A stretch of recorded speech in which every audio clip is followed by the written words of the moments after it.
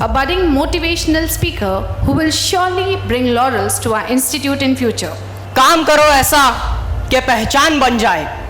We are delighted to welcome Muhammad Anas, हर कदम चलो तो ऐसे कि निशान बन जाए। a rising motivational speaker and an award-winning public speaker with over 1,000 trained. He inspires others to recognize the passion and grow in the field. He is truly an example for other students to follow. Let's hear a few words from him. जिंदगी तो सब जीते हैं, अगर जीनी है तो ऐसे जियो कि मिसाल बन जाए। Ladies and gentlemen, we are delighted to welcome Muhammad Anas. जब एक यंगस्टर, एक 14-15 साल का एक नौजवान बच्चा अपनी लाइफ में जब वो कॉलेज की दुनिया में जब वो कदम रखता है तो वो अपॉर्चुनिटीज के खान में कदम रखता है, क्योंकि जब बच्चा कॉलेज में आता है तो उसे अपनी लाइफ में क्या बनना होता है, उसे अपनी लाइफ में कौन सा मर्तबा हासिल करना होता है, उससे रिलेटेड उसके लिए रास्ते आसान होते चले जाते हैं, उसके लिए अपॉर्चुनिटीज खुलती चली जाती है। यहाँ पे जब हम आते हैं तो हमारे एक्सपीरियंस और वेल एजुकेटेड जो हमारे टीचर्स हैं, इनकी लाइफ का एजुकेशन, इनकी लाइफ का नॉलेज हमारे लिए अपॉर्चुनिटी है, इनकी लाइफ का हर एक एक्सपीरियंस हमारे लिए अपॉर्चुनिटी है, इनकी लाइफ में दी हुई हर टीचिंग, चाहे वो एकेडमिक्स में हो, चाहे वो लाइफ लेसन्स हो, ये सारी चीजें हमारे लिए अपॉर्चुनिटीज होती है। और जब हमारे ये सारे टीचर्स खुद अपनी लाइफ में एज अ स्टूडेंट एजुकेट कर रहे थे अपने आप को, तब अल्लाह ताला ने इस दुनिया में सारी चीजें लिख दी गई है। आप देखिए, कोई भी चीज अल्लाह ताला ने बेफिजूल बेवजह नहीं बनाई। जब हमारे टीचर्स खुद अपने आप को एज अ स्टूडेंट एजुकेट कर रहे थे, उस वक्त ये लिख दिया गया था कि उनका ये इंफॉर्मेशन, उनकी ये एजुकेशन आगे चलकर कहीं ना कहीं स्टूडेंट्स की लाइफ में जरूर काम आने वाली है, स्टूडेंट्स की लाइफ में एक बड़ा रोल प्ले करने वाली है। ये लिख दिया गया था। Everything is written, nothing is made to be wasted. आप देखो, एक परिंदा है, इजिप्टियन प्लोवर बर्ड उसका नाम है। वो परिंदा अपना पेट कैसे भरता है? जो मगरमच्छ होता है, क्रोकोडाइल, वो क्रोकोडाइल अपना खाना खाने के बाद एक खुले मैदान में आता है और अपना मुंह खोलता है, और मुंह खोलने के बाद वो जो परिंदा होता है, वो परिंदा मगरमच्छ के दांतों के बीच फंसा हुआ खाना वो अपना खाता है। मगरमच्छ के लिए वो दांत साफ करने का काम कर रही होती है। और जब अल्लाह ताला ने इतने छोटे से परिंदे का रिज़्क कहीं ना कहीं जाकर एक मगरमच्छ के दांत के बीच में रखा है, तो ये तो हमारी लाइफ का सवाल है। लेकिन उस परिंदे के लिए सबसे पहली शर्त यह होती है कि वो पहला कदम उठाए और अपने घोंसले से बाहर निकले। वो अपने घोंसले से बाहर निकले, अपने रिज़्क को ढूंढे, और ढूंढते ढूंढते वो जाता है मगरमच्छ के दांतों के बीच और अपना रिज़्क हासिल करता है। ठीक उसी तरह हर यंगस्टर्स को चाहिए कि वो पहले कदम अपनी लाइफ में उठाए, and that is truly identifying your passion. हम हमारी लाइफ में क्या बनना चाहते हैं, क्या गोल है, क्या मिशन है हमारा, क्या स्किल है हमारे अंदर जिसे हमें डेवलप करना है।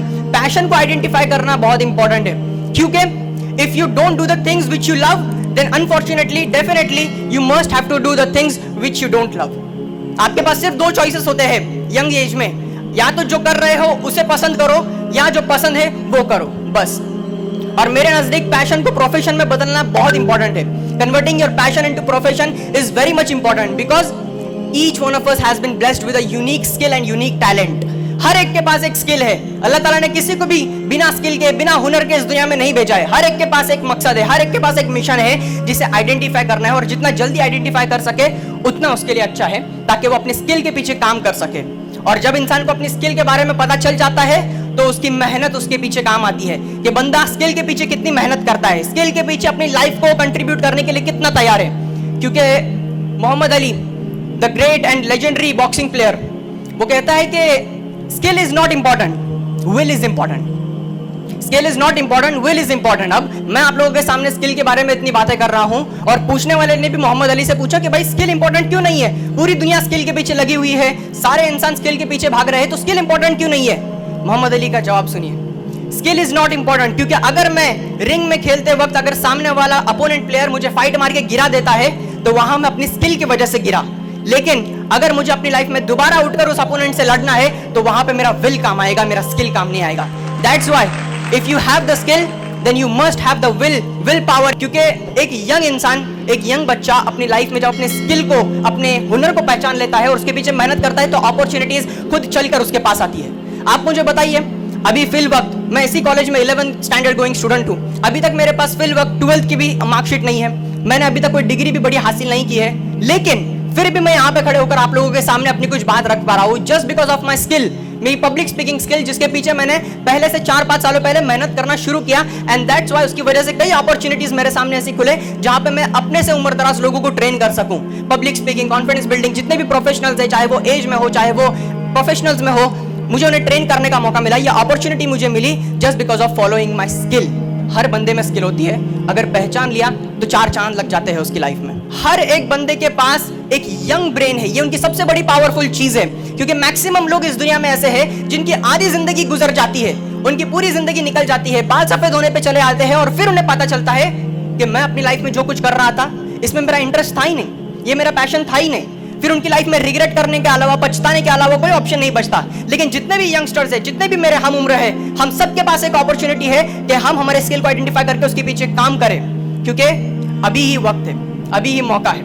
हमारे पास यंग ब्रेन्स है, यंग ब्रेन के अंदर इतनी एक ताकत होती है कि अगर यंगस्टर्स किसी चीज के बारे में अच्छा सोचते हैं, पॉजिटिव सोचते हैं, तो वो बहुत अच्छा सोच सकते हैं, वो लोग रेवोल्यूशनरी सोच सकते हैं, वो लोग सोसाइटी में चेंज ला सकते हैं। लेकिन अगर वो कभी किसी चीज के बारे में नेगेटिव जाते हैं, थोड़ा सा माइंड को डिस्ट्रैक्ट करते हैं और उनका माइंड गलत चीजों के पीछे हटता है, तो वो बदतर से बदतर भी सोच सकते हैं। That's the power of young brain. So we have to utilize this brain which have been blessed us from अल्लाह सुब्हानहू व तआला, जो ब्रेन हमें दिया गया है। मैटर करता है कि यंगस्टर्स अपने इस ब्रेन को किन चीजों के पीछे लगाते हैं, अपनी हैबिट्स क्या है, उनके एटमॉस्फेयर में कैसे लोगों के साथ रहते हैं, जिन्हें हम जिगर जान हमारा दोस्त कहते हैं, उनका माइंडसेट क्या है। जब 2-4 दोस्त आपस में डिस्कशन करने के लिए बैठते हैं तो कौन सी चीजें डिस्कस करते हैं, that is the most important thing. Atmosphere, संगत का असर होता है।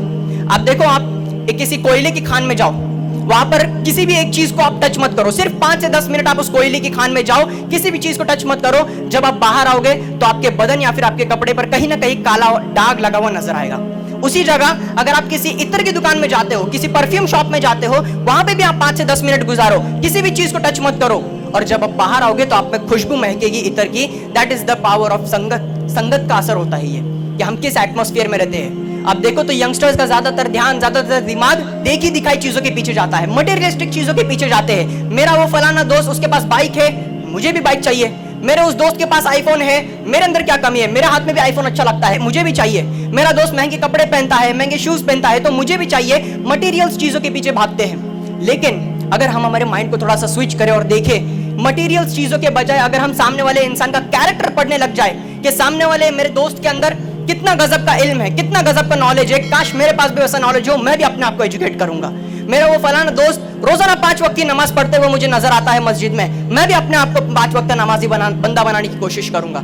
मेरा एक दोस्त कितना गजब का कैरेक्टर है उसका, वो हर एक छोटे बड़े को रिस्पेक्ट से पेश आता है, अदब और एहतराम के साथ पेश आता है, चाहे छोटा हो चाहे बड़ा हो। मुझे भी अपने उसके जैसा एक कैरेक्टर डेवलप करना है। अगर ये थिंकिंग हो जाए यंगस्टर्स की, तो रेवोल्यूशन आ सकता है, वो लोग नेशन को कंट्रीब्यूट कर सकते हैं। ऑनरेबल चीफ गेस्ट, मैं आपको एक बात बताना चाहूंगा Honey sir and Hanif sir के। इस कॉलेज में जब मेरा फर्स्ट डे था, जब मैं आया और बिल्डिंग की सीढ़ियां जब अपनी क्लास में जा रहा था और सीढ़ियां चढ़ रहा था, तो बिल्डिंग की 2nd फ्लोर के ऊपर जो गेट है, उस गेट के ऊपर ब्लैक फ्रेम में एक कोट लिखा हुआ है, जो कोट मैंने पढ़ा, और आज भी जब भी जाता हूँ रोज क्लासरूम में तो मैं वो पढ़ता हूँ। आई डोंट नो कि अदर स्टूडेंट्स ने वो देखा या नहीं, बट जब भी मैं पढ़ता हूँ वो बात मुझे हिट होती है।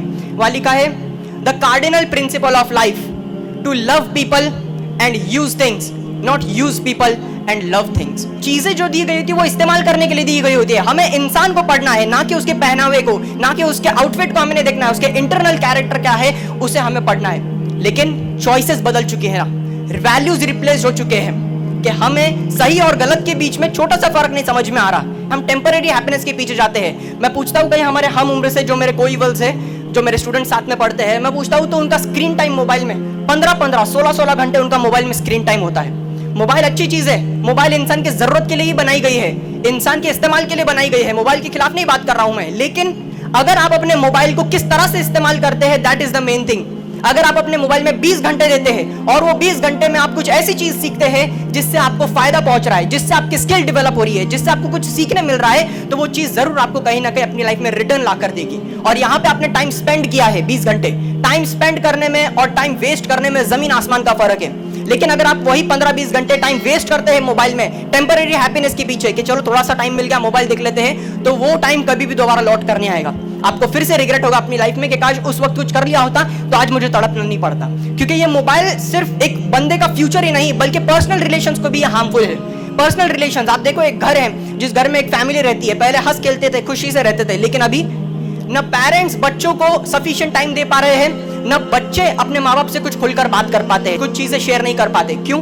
क्योंकि वो स्क्रीन के एडिक्ट हो चुके हैं। जब भी उन्हें कुछ थोड़ा सा मौका मिलता है, ना ही बच्चे पेरेंट्स के पास आते हैं, ना पेरेंट्स बच्चों के पास जाते हैं उनकी रिपोर्ट लेने के लिए, बल्कि मोबाइल में लगे हुए रहते हैं। आप देखो कि बच्चे और पेरेंट्स घर में रहते तो साथ में हैं लेकिन होते साथ में नहीं है।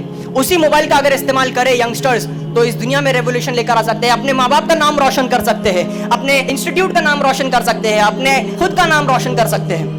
I am again thankful to Akiz Pune College and respected principal and all the faculty members and team of Anjuman Khairul Islam for giving me this opportunity. And at last I would like to end up my talk with a few motivating lines. And it goes like, मिल ही जाएगी मंजिल एक दिन चलते चलते, मिल ही जाएगी मंजिल एक दिन चलते चलते, गुमराह तो वो होते हैं जो घर से निकले ही ना थे। Thank you very much. Jazakallahu khair. Thank you, Anas, for the wonderful speech. This is surely going to inspire our other students.